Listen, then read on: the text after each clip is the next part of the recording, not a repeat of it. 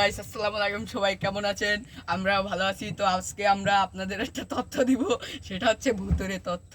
তো আপনারা সবাই বিএম শাকিল চ্যানেলে এই তথ্যটা পেয়ে যাবেন। তো আমরা শুরু করছি।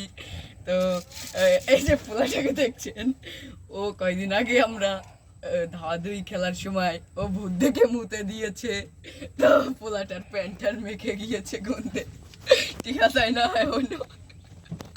তারপর আমাদের ওই যে দোকানদার আশরাফুল, যে আশরাফুল ব্যাপারী, সে কয়দিন আগে তাকে বলে পরীতে ডেকেছে। তারপর সে কেঁদে দিয়েছে, কারণ সে পরীকে ভয় পায়। তার সাথে বলে পরী আছে। এবার দোকানে না, কি কম হ্যাঁ, তিনি জানলার পাশে বই কান্দে, তাই বলে আবার রাত্রির 12টার সময় ভূতে বলে আর বাপের গলায় এই ডাক দেয়। আর বাপের গলায় ভূতে বলাইছে ডেলি। আর বাপে বলাইতে না, এবার আর বাপের গলায় বলাইছে। এবার জানলা খুললে যে দেয় নাই, কি কইয়া বলাইছে? আশরাফুল কই বলাইছে, তার মুক্তি আইছে, এরপর বলাইছে।